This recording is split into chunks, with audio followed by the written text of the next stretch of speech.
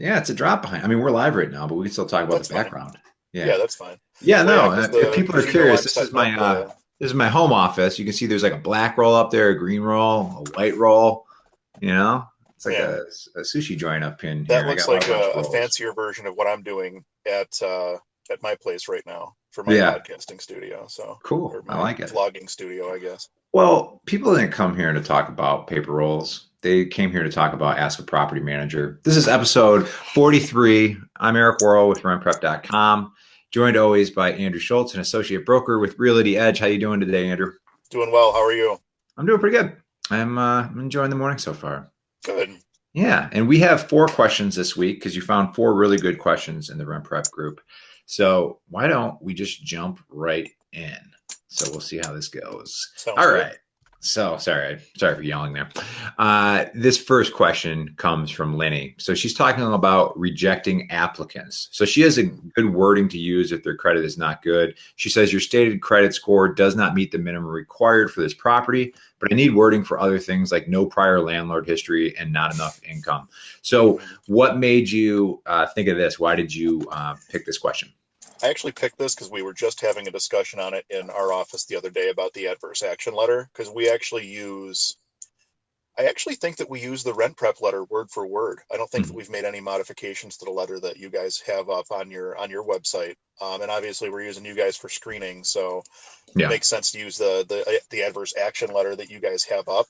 And it's very basic, it's very straightforward, and it's very to the point, which is exactly what you want in a letter like that. Hmm. You don't want to say too much, you don't want to say too little. Yep. Your basic goal there is to say, you were not accepting your application. We ran a credit and background check on you. Here's who to contact if you have questions about your credit and background check. And it's literally just a series of check boxes that you can check off as to why they're not being accepted, whether it's credit or income or no landlord Hmm. verification or whatever the case may be. But it's short, it's to the point, it's not overly friendly, it's not overly dramatic. It's just a very business oriented letter. So Perfect.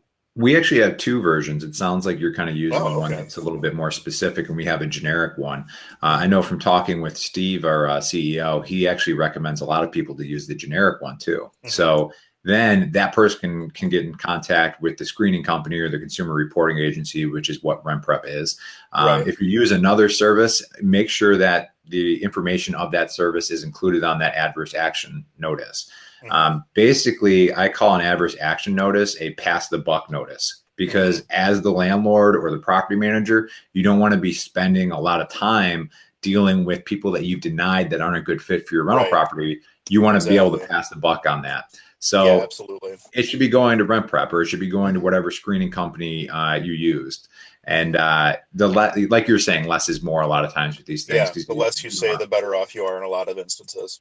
yeah. So, Lenny, my advice, yeah, would be to if you're using RentPrep in the members portal, there's a section where you can download the adverse action generic form. I would use that one. If you're not using us, you can reach out to me still, and I can provide you a generic form that you can put your screening company's information into. So, that would be There the you go. advice there. I also wanted to just say hello to Yvette from San Diego and Jennifer Kuhn, which I believe she's in Maryland. Just want to say hi. All She's right. loyal to us. She watches, I think, every week. Yeah, yeah, I love it. She just got her headbands too, and I think she put them on her dog. Oh yeah, And I saw that. yeah, her son and she had it. That was cool. I So tried putting mine on Thor the other day, and he was having no part of that. He was just not Thor, interested. is Thor your dog, or is that just some sort of like pseudonym you've given yourself, like an alter ego? Be Well, I guess it honest. depends on the day. No, no, it's the I got a beautiful black lab, so All right. All right. Let's move to the next question. This one comes from Tim. So, Tim says that the last time I listed a house on Facebook, I got put in Facebook jail for messaging mhm, too many people I wasn't friends with. So, this round, the ad states to email me and not to mhm. message or call, but I still keep getting messages. What's your suggestion for this? I've never been put in Facebook jail for responding to people who have requested information about an apartment. I wonder if I'm almost wondering. I got to thinking about this more after I sent this to you this morning. I'm almost Mhm. wondering if somebody reported his ad because he said that he wouldn't rent to them or something like that, and that's why Okay. he ended up in Facebook jail. But typically, what we do is if somebody sends us a message on Facebook, just because it gets so overwhelming to try to have 50 conversations. Mhm. We tell everybody to send us an email with their phone number, and the apartment that they're interested in. And then when we get those emails, we respond with our template that goes through the screening criteria and everything, and then Mhm. tell them if they meet those criteria, go ahead and call us. Yeah, and I think we talked about this on a previous episode. It may have been even last week or 2 weeks ago, where if you put that information in there and they're not following your Hmm. information, your directions, I mean, they're already saying right off the bat, like, I can't read Right. to the second sentence and follow Absolutely. directions. So I don't know if you should feel bad because I think Tim may have asked, like, should I feel bad not responding to these people? And it's just like, well, they're just not following the directions you laid out for them on how the proper sequence to take to apply for the rental property. Right. Um, Exactly. yeah, and Jen actually just mentioned too. She said that Facebook might have flagged it as spam. Andrew, you might Hmm. be right that yeah, maybe somebody flagged it or Facebook did. I think it's kind of weird though that if it's a rental listing and that's what's causing the messages to go back and Right. forth, that Facebook would spam it. So I do think Well, there's something else going on. it's the way Facebook's algorithms work. Like the last ad that I posted, I put "no pets, no smoking" in the ad, and it shadow banned my ad until a Facebook admin, like an actual physical human, looked at it Hmm. and approved it because it had the word "pet" in it, and they thought I was trying to sell an animal and not an apartment. Yeah, So it's not a foolproof system. None of these are foolproof systems. And you yeah. put stuff into Zillow, and it's supposed to push it to Trulia and hot pads, and sometimes your pictures will get pushed out of order or something like that, or it'll Hmm. be missing a piece of information it won't always translate. None of these systems are 100% foolproof. You just have to keep monitoring them on a regular basis. Yep. Yeah. And some things I've noticed on there, just because I do go on Marketplace once in a while and just peruse some of the used goods. Hmm. And you'll see people who post things for $1 or something, and you're like, or like the price seems like too good to Right. be Not true. right. And then Yeah. you click on it, and then they give you what the actual price is. Hmm. And I'm sure they're doing that because they're trying to game the algorithm of trying to get more exposure, because then Hmm. that particular thing looks like it's, good in Facebook's eyes because so many people are engaging with it. So Right. I'm sure there's some Exactly. dirty tricks you can do, but at the same For time, then you're sure. just kind of annoying people before they get in your listing. Hmm. Real quick, Yvette asked about what headbands. That would be the headband I'm wearing. I don't think you got one, Yvette, but you are pretty active in the group. So if you want to shoot me an email, Eric at rentprep, that's one word.com, I can get you one of these headbands. Just shoot me an email and I can take the conversation from there. All right, let's move to the next question. So we've covered rejecting applicants, listing your property on Facebook, which also, we talked about pre-screening surveys you can use too. That might be a Hmm. great one too, instead of sending them right to an email, because maybe you can get some information that's just more automated than having to do email. So Right. Hmm. this one, I told Andrew I'd do some research ahead of time, and I didn't. So this comes from Peg. She asks, she says that she has a court judgment against a tenant in New York and called all three credit bureaus, and they said judgments were non-reportable now. So Right. we've kind of discussed this a little bit. We discussed this on the podcast. This really has come in two phases. I believe back in July 2017, this was a more of a coalition between all three credit bureaus that they decided to start removing judgments and liens. And then as of May, don't quote me on that, I believe it was May of this year, they kind of fulfilled on the back end half of that, where they really just removed all judgments and liens from Hmm. their credit reports. Yeah. Yeah. I think where people get tripped up a little bit on this, though, is that's on credit reports. So if you order like a TransUnion report, which also includes SmartMove, or Experian Connect has a product that you can get credit reports on, you won't Hmm. see a judgment and lien on there anymore where you would have a Right. year ago. Right. But if you're ordering a background report, which is different, that background report can still include that judgment and lien information. So. Right. Yeah. And I remember, I think I had a discussion with you and Steve back when this first came down the pipeline, and also with one of our guys that does mortgages and stuff like that. I mean, I don't understand the logic of where these credit reporting agencies are coming from on just removing these judgments and liens and stuff like that altogether, because that's Mhm. information that is crucial in making decisions, not just for like landlords, but for if you're going to buy a mortgage or something like that. If you are going to buy a car and it turns out that you have, actually, I guess a repo would show on your credit, but Mhm. um, if you have a lien against you from GMAC because you didn't pay your last car or something like that, or a judgment Yeah. rather, that's knowledge that I would think that they would want to be able to convey. So I don't know. I don't really understand what the logic was in removing liens and judgments from people's credit and background checks, or Yeah. from their credit checks rather. Your credit. Yeah. But it was definitely not a move that I agreed with when it happened. I think what it was it like, and we've talked about this before, as far as medical bills and things like Hmm. that were really affecting people's credit. And it's just like, all right, like we can't just sit here and like ruin people's credit over a medical bill or something of that nature. But then judgments and liens got kind of thrown in, and Right. all it's really doing is like, you're familiar with like Zimbabwe, where they wanted to make more money, so they just started printing more money. Hmm.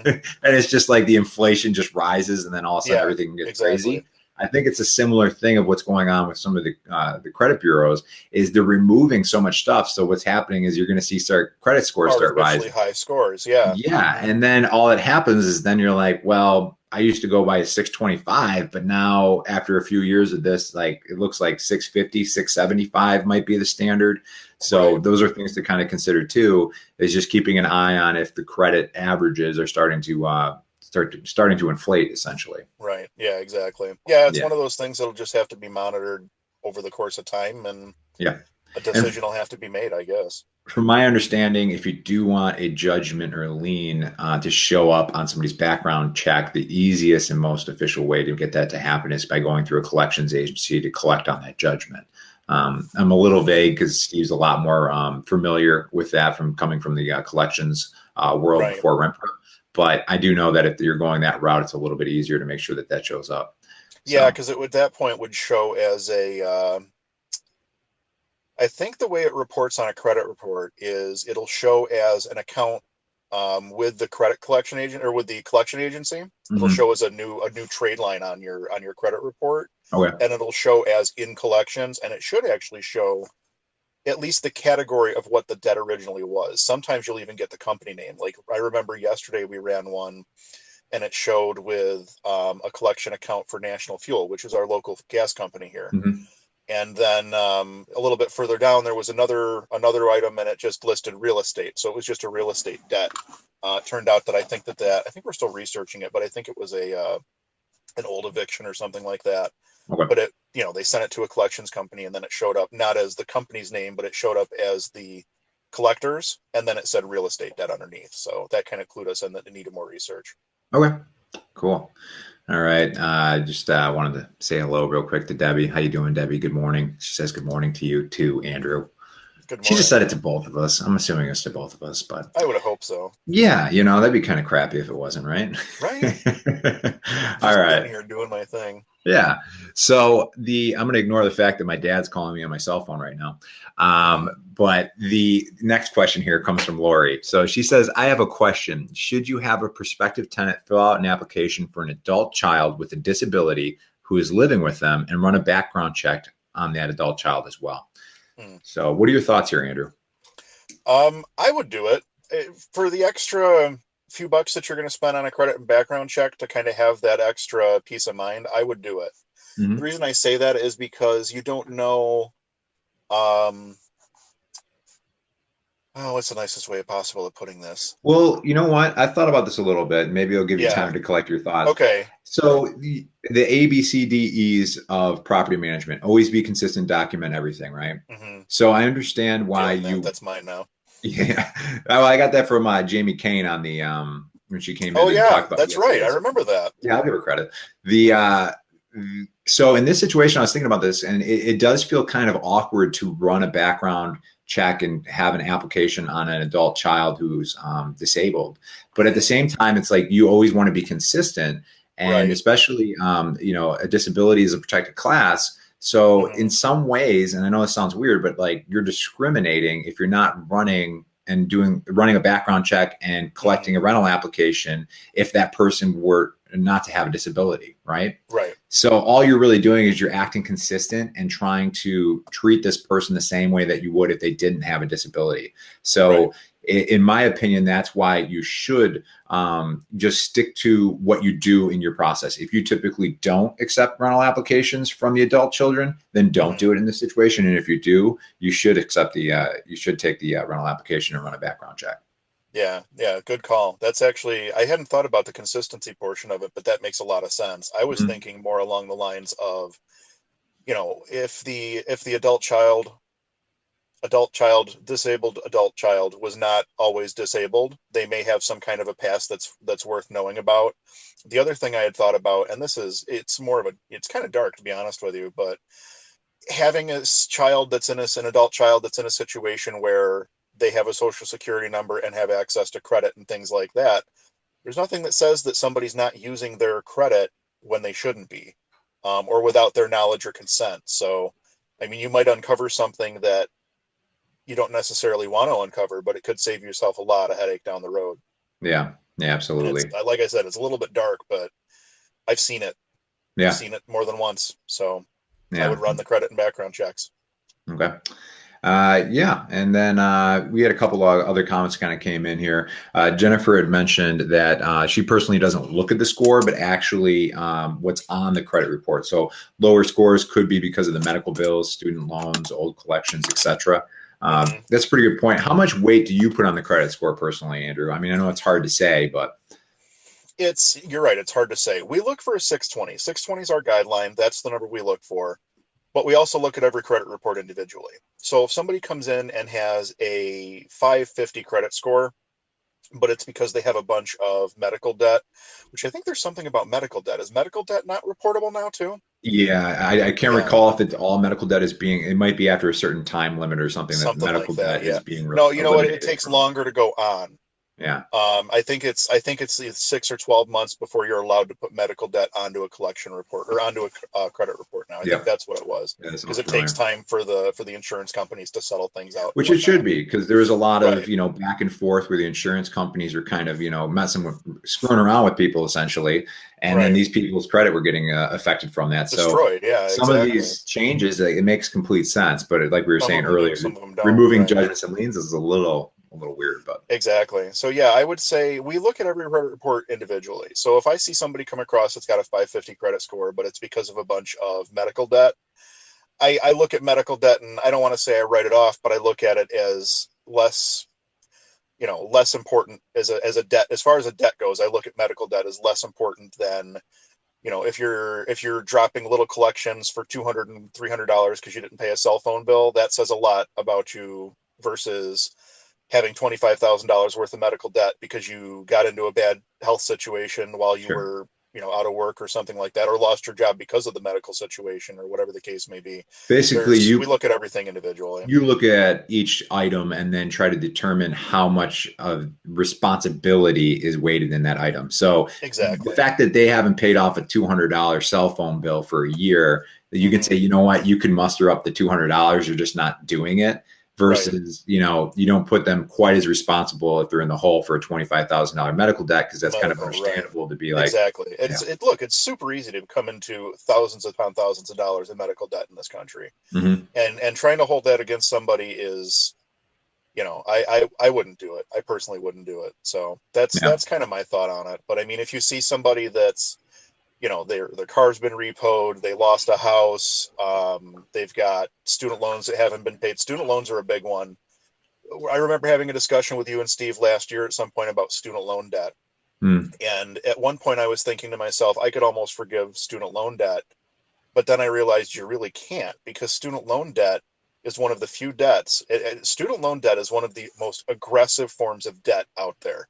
They have the ability to take student loan debt and put it against your pay. They have the ability to basically dock your pay, if you stop paying on your student loans, if it gets to that point. mm, So you can't really disregard student loan debt, because eventually, if they just continue to not pay it, it's going to yeah, catch up with them in the form of a severely reduced paycheck. yeah, So, that's something to keep in mind as well. absolutely. Credit's a funny thing like that, man. It's really, there's no one size fits all answer. You know what? It's kind of like we were talking about the Facebook algorithm earlier. Anyways, it's like Hmm. you have an idea of what it's about, but you don't really Right. know it. And Yeah. Well, credit, I and mean, you have an they idea of keep how the credit. the, they keep the recipe on how FICO scores are made super secret. Yeah. Like no one knows what the true the true recipe as to how a FICO is actually created, because they keep it's proprietary information. They don't distribute Something it, so something I it's didn't very realize withheld. until I started working here, and Steve was telling me, is the FICO score. I just always kind of assume, since it's credit bureau, I'm like, this is this big national thing. It's probably something from the government. That's just a private Right. company that owns Yeah. the FICO scoring model. FICO, I think, is like Fair Isaacs. You know what the rest of it is? Fair Isaacs, credits. Operations or something. I don't know. I don't They're based remember, out of Steve. like New Jersey or something like that, and they just basically somehow created this, essentially algorithm equation on how they Mhm. create their credit scores, which I think is pretty interesting. That like the majority of credit scores are based on this FICO model, and it's just some private company that says, "Here's a math equation that we created. Right. Now give Yeah. us a ton of money for using." Well, and every type of debt is divided. Like there's different ratios of there's obviously your most basic is your debt to income ratio, but then they factor different credits at different values of importance, like revolving credit versus installment credit versus Mhm. bad debt or whatever the case may be. So and nobody really knows what the true makeup is. I mean, Yeah. it's people have made educated guesses, but they also make changes to the algorithm whenever they want. Well, the So algorithms, lock and key with the KFC recipe and Coca-Cola recipes. So exactly. Yep. yeah, it's The somewhere big in a three: really fancy KFC, vault. KFC, Coca-Cola, and FICO. The big three. Yeah. You know what? I think KFC is owned by Coca-Cola, and now I'm realizing that's just a marketing gimmick that they're doing. They're just saying that we got all this stuff in lock and key. Are they owned? I don't know. Last I knew, KFC was owned by Yum Brands, which also owns Taco Bell, Long John Silver's, Pizza Hut, That might be Pepsi then. something else. So I read this recently, and we're going It's on a got to be tangent. Pepsi because Taco Bell always serves Yeah. Pepsi product. Yes. And so they found that Pepsi was losing in like, because McDonald's and different franchises were carrying Coca-Cola products. So they Right. were losing so much market share because of that, that they Hmm. started buying up these franchises, these food franchises. So they own Taco Bell. I'm pretty sure that you're right. They own KFC, if I recall correctly. But Yeah. A and yeah, W was the other one. So it was yeah. Taco Bell, A&W, Long John Silver's, Pizza Hut, KFC. There's a few of them. And I think some of them may have split out from where they were at one point, but last I knew, everything was all under the Yum Brands umbrella. Yeah. The Yum Center in Louisville, Kentucky, I believe it's called. So we can finish out this episode by not talking about Pepsi and KFC. But I thought, we should let you know, Andrew, because I know you can't see the on the screen things as easily. Hmm. Debbie Maines, who said good morning, she said it was for both of us. Oh, that was sweet of her. Yeah. All right. Very cool. Well, thanks, guys, for watching and commenting. It makes the videos a lot more fun with the engagement, so we appreciate that. And yeah, until next week, Andrew, I will see you a week from now. Sounds good. All right. Take care and have a good rest of your week.